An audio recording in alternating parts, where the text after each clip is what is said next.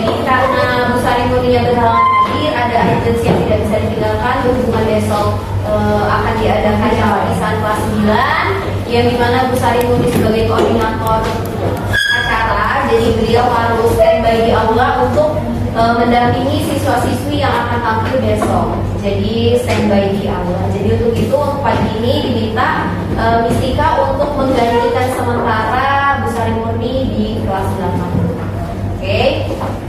Oke. Nah sebelum kita mulai, sebenarnya kan kalau untuk akhir-akhir ini kan sudah tidak pembelajaran ya, gitu. Untuk kisi-kisi atau PAT. Tapi sebenarnya untuk materi peluang sudah dijelasin belum? Sudah. Teoritis, empiris sudah. Oke, udah nanti kita bahas ya. Sebelum itu, Miss mau nanya siapa yang tidak hadir hari ini? Naila,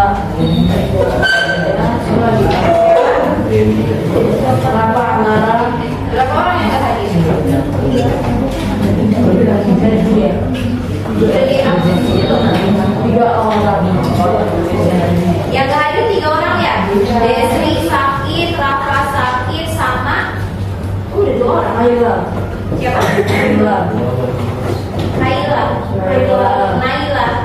Naila Naksa. Iya. Apa keterangannya?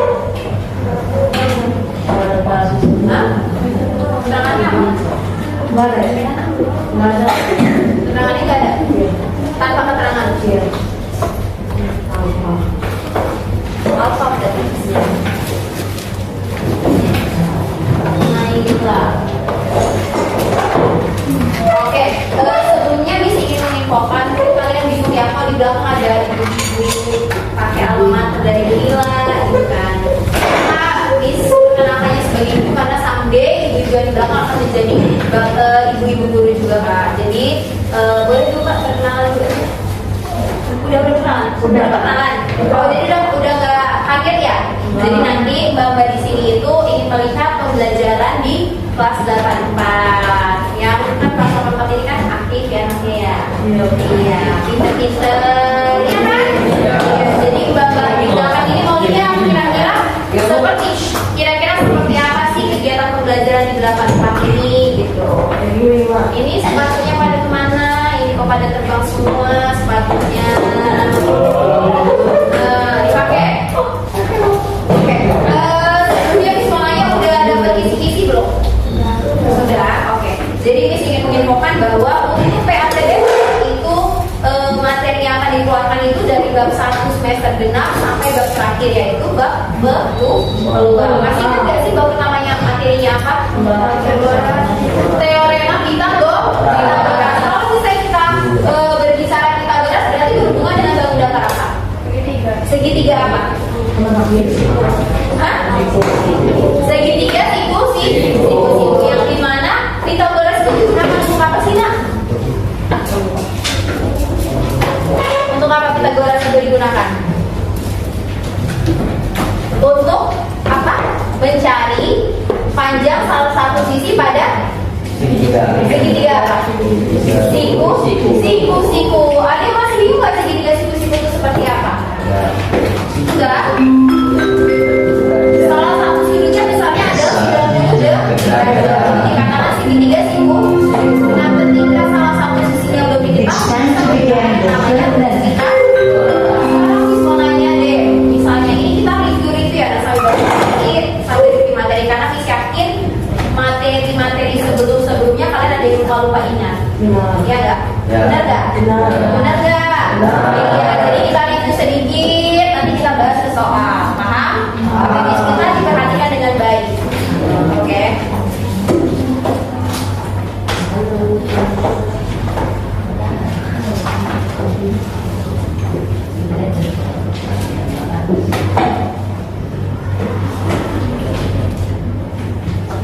Oke, Miss mau nanya deh, kira-kira segitiga ini punya berapa sisi? Punya 3 sisi ya? Oke. Memiliki tiga buah sisi. Sisi yang pertama, kedua, dan ketiga. Biasanya kalau untuk segitiga siku ada salah satu sisi yang merupakan sisi terpanjang. Sisi apa sih nak? Sisi miring. Kalau di segitiga ini sisi miringnya mana? Ya, berarti kalau mau nyari C bilangnya gimana? C sama dengan Oke, pinter. Terus kalau mau nyari A, gimana? Akar C kuadrat. Kalau mau nyari B, akar. Oke, bisa dipahami? Oke, ada yang mau ditanyakan? Sudah jelas?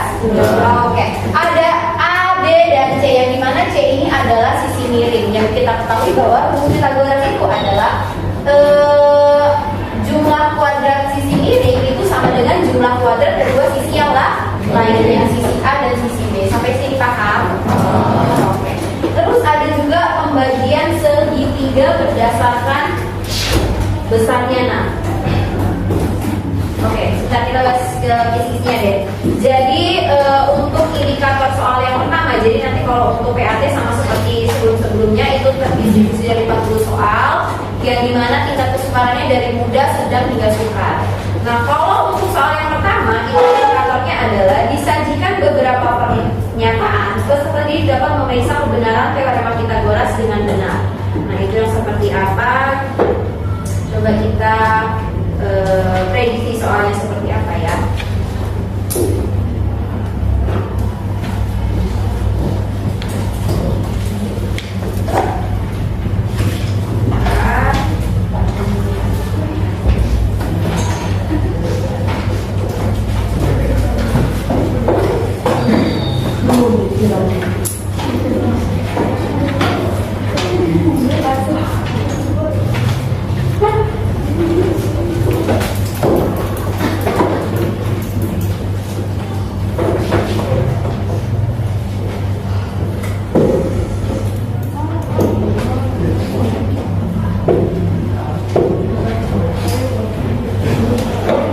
Oke, misalnya gini nah. Misalnya pembagian segitiga berdasarkan besar sudutnya udah belajar belum? Misalnya yang A kuadrat ditambah B kuadrat sama dengan C kuadrat itu masuk segitiga apa? Siku. Kalau misalnya A kuadrat ditambah B kuadrat kurang dari C kuadrat, segitiga lancip.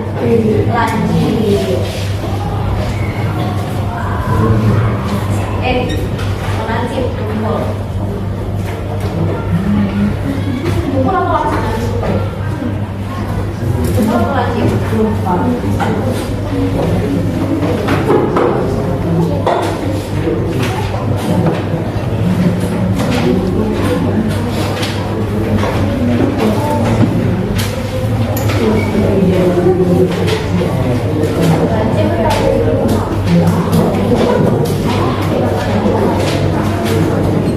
Segitiga kumpul. Kalau A kuadrat ditambah B kuadratnya kurang dari C, lebih dari C kuadrat, itu segitiga lancip. Sampai sini paham? Jadi ketika sisi miringnya itu ada kuadrat sisi miringnya sama dengan A kuadrat ditambah B kuadrat, itu segitiga siku. Kalau dia kurang dari kalau misalnya A kuadrat ditambah B kuadratnya kurang dari C kuadrat itu tumpul, tapi kalau misalnya A kuadrat ditambah B kuadratnya lebih dari C kuadrat itu segitiga lancip. Jadi misalnya nanti gini nah, ada pernyataan. Misalnya yang A, misalnya diketahui sebuah segitiga dengan panjang sisi, misalnya ini ya, misalnya berapa ya?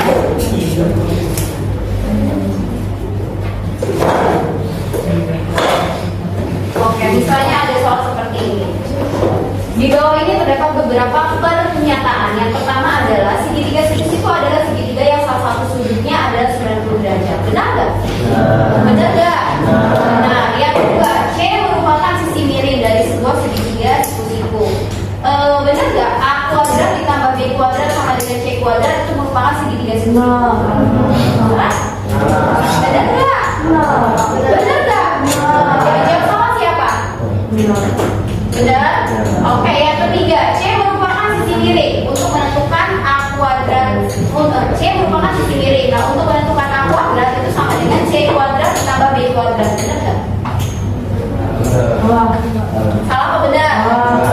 Salah apa benar? Salahnya seperti apa? Yang bisa siapa angkat tangan? Salahnya seperti apa? A kuadrat sama dengan C kuadrat dikurang B kuadrat. Karena kuadrat sisi miring dikurangi dengan kuadrat yang diketahui. Terus yang pernyataan yang D 6, 8, 10 itu merupakan triple Pitagoras. Benar nggak? Benar nggak? Benar nggak triple Pitagoras? Triple Pitagoras itu adalah ketika nangis mengayak sisi terpanjang itu sisi apa? Sisi yang mana sih dari sisi miringnya? 10. Benar nggak? 10 kuadrat itu sama dengan 8 kuadrat ditambah 6 kuadrat. Coba 10 kuadrat berapa? 10 kuadrat berapa? 100. 8 kuadrat? 8 kuadrat 64. 6 kuadrat 36. Benar nggak? 64 tambah 36 berapa? 100. Berarti dia merupakan triple Pitagoras. Berarti pernyataan itu yang mana aja? A, B, Paham sampai sini? Bisa lah ya, mudah kan ya? Oke. Untuk Pitagoras juga ada yang namanya segitiga istimewa yang terbentuk dari sudutnya berapa aja nak?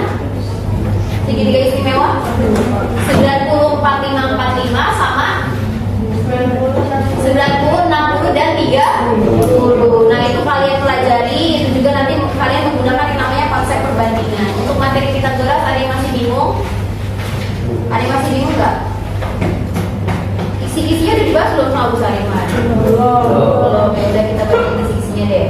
Untuk soal nomor 2 ini nanti disajikan gambar segitiga. Peserta didik dapat menentukan panjang sisi segitiga siku-siku jika panjang dua sisi diketahui dengan benar. Berarti pakai ya rumus ya A.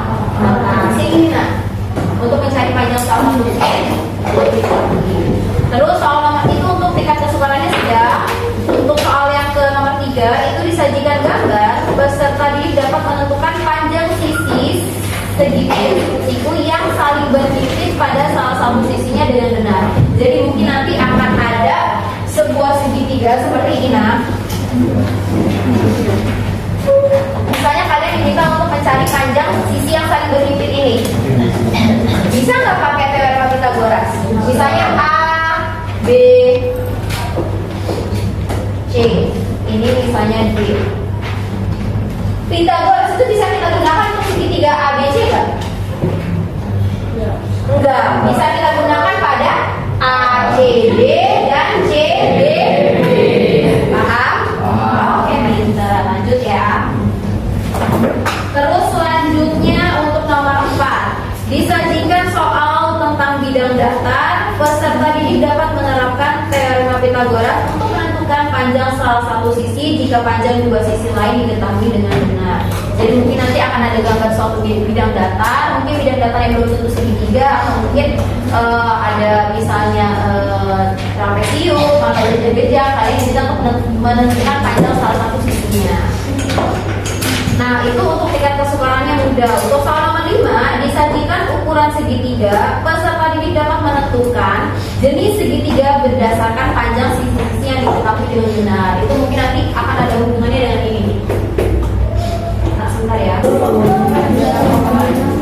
Oke yuk kita lanjut ya. Tadi sampai nomor soal nomor berapa? 5. Sekarang soal nomor 6. Nah ini tingkat kesukarannya itu suka. Disajikan soal bilangan triple Pitagoras dalam bentuk bilangan bervariabel. Lalu peserta didik dapat menentukan nilai variabel bilangan tersebut dengan benar. Jadi mungkin nanti misalnya nih, kalau ini kan hanya bentuknya angka. Misalnya triple Pythagoras 6, 8, 10. Nah mungkin nanti untuk soal selanjutnya misalnya untuk yang nanti itu diganti dengan 2x 2x ditambah 2 misalnya. Terus yang 8 itu misalnya diganti dengan misalnya 3x ditambah 2 seperti itu. Nah kalian diminta untuk menentukan nilai x-nya. Itu caranya sama, tinggal substitusikan aja ke konsep Pythagorasnya. Paham? Nah ini tingkat kesukarannya suka. Terus soal nomor 7, peserta didik disajikan gambar segitiga. Peserta didik dapat menghitung luas suatu bangun datar jika diketahui besar sudut dan panjang diagonal dengan benar. Nah ini itu ada hubungannya dengan segitiga istimewa yang terbentuk dari ada dua jenis. Ada yang 90 45 45, ada yang 90 60 30 itu dibuka lagi catatannya. Miss mohon maaf untuk hari ini tidak bisa menjelaskan secara detail karena hari ini agendanya itu adalah menjelaskan materi terus nanti soal materi gitu seperti itu. Paham? Maaf bahas kisi. Terus selanjutnya soal nomor 7, disajikan gambar segitiga. Peserta didik dapat menghitung luas. Ini sudah.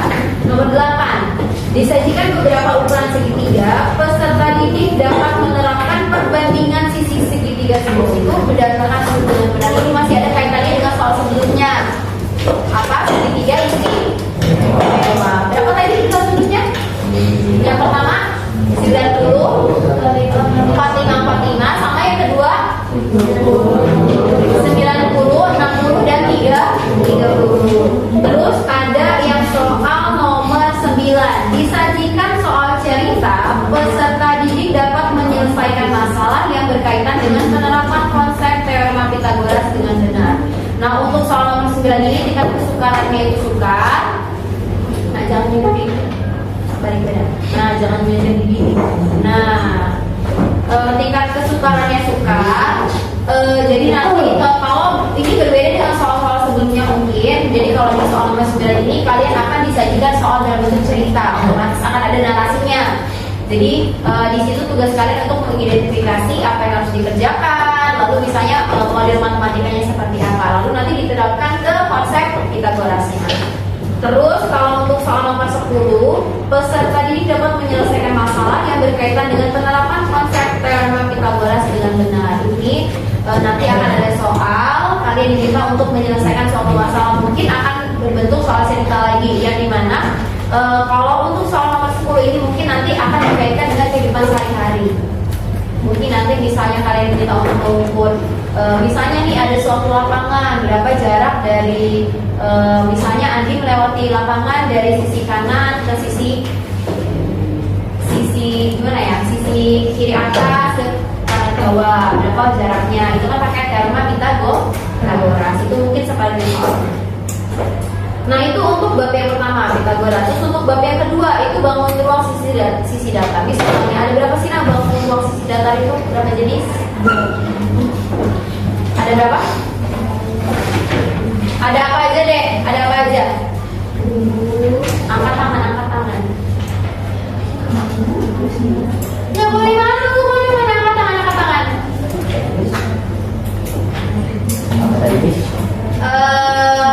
Ada berapa jenis bangun ruang sisi datar? Sebutin ada apa aja? Oke, siapa namanya nak? Oke, boleh. Yang apa? Bangun ruangnya? Bangun ruang. Bangun ruang sisi datar. Sisi datar ya kubus. Kubus, terus apa lagi? Balok.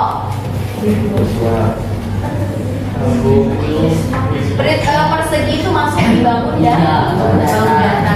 Apa lagi? Limas. Terus namanya limas? Prisma. Jadi ada berapa jenis? Ada 4 jenis. Kubus, balok, prisma, dan limas. Kalau untuk tabung bola terucut itu ada di bangun ruang sisi lengkung, yang dimana itu akan ada di materi kelas 9. Sabar, jangan buru-buru. Oke, sabar. Lewati PAT dulu ya. Oke. Kalau untuk kubus itu, kubus itu ada berapa sisi?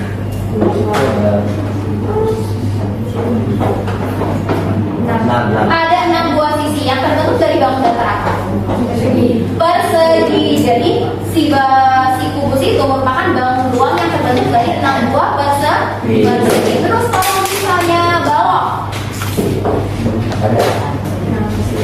ada berapa sisi? Ada 6 buah sisi. Terbentuk dari bangun datar. Persegi panjang. Persegi panjang. Ada berapa pasang sih yang sama? Yang sebangun? 4. Hah? Sepasang, yang sepasang. Yang sepasang ada berapa? Ada di 3 kanan dengan kiri. Itu dia sejajar nggak? Sejajar nggak?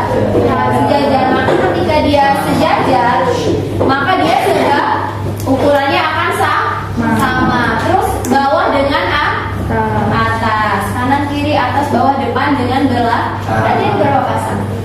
Ada 3 buah pasang persegi panjang. Ini mau nanya deh, kalau untuk rumus luas permukaan kubus, rumusnya apa? Terbentuk dari 6 buah apa tadi?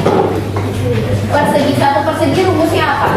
Luasnya S kali S. Berarti karena ada 6 buah persegi, maka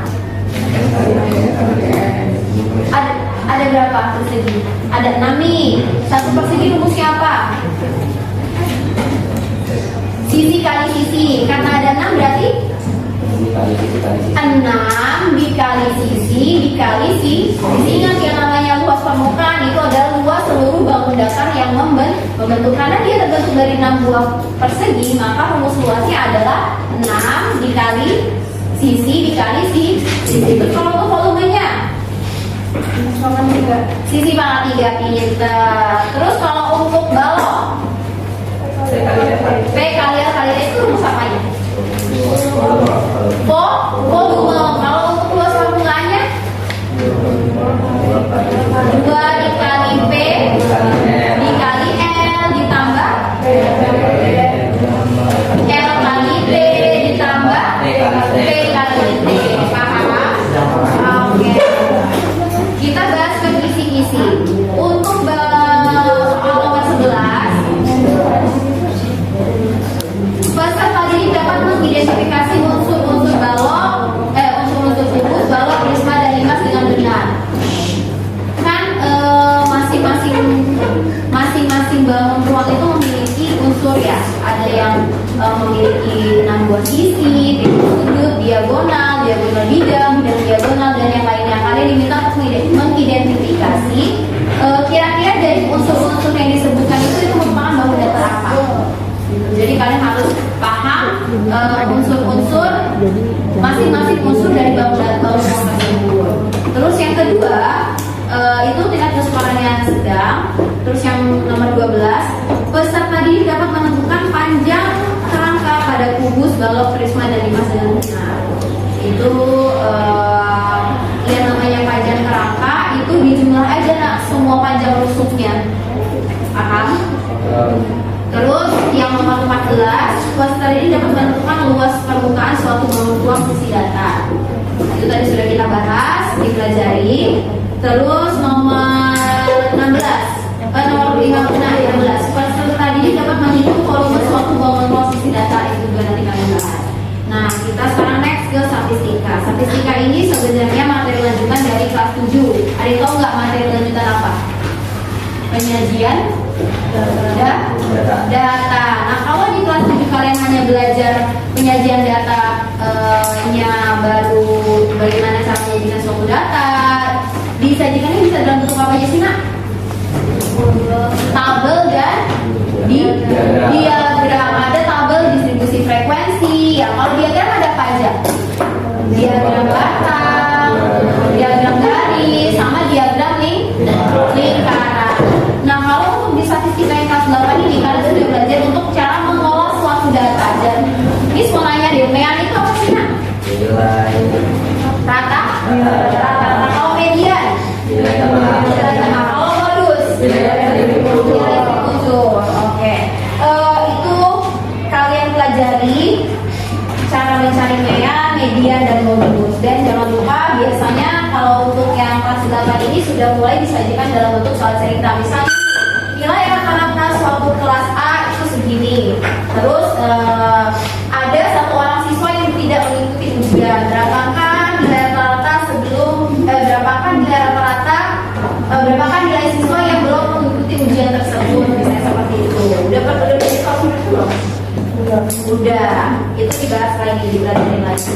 Nah, itu juga nanti kalian review lagi tentang diagram lingkaran karena kita keluar di soal PAT besok. Terus selanjutnya ada materi peluang. Nah, di peluang ini kalian belajar sama yang namanya ruang sampel sama nilai peluang. Nah, di peluang ini kalian belajar sama dua jenis, peluang teoritik dan peluang empiris. Bedanya apa sih? Nah, kalau misalnya nih diminta untuk menentukan peluang pengundian mata dadu, itu empiris atau teoritik? Empiris. Kalau empiris itu berdasarkan percobaan. Jadi kemungkinan masing-masing siswa bakalan beda nggak? Beda. Terus kalau misalnya diminta untuk menentukan peluang munculnya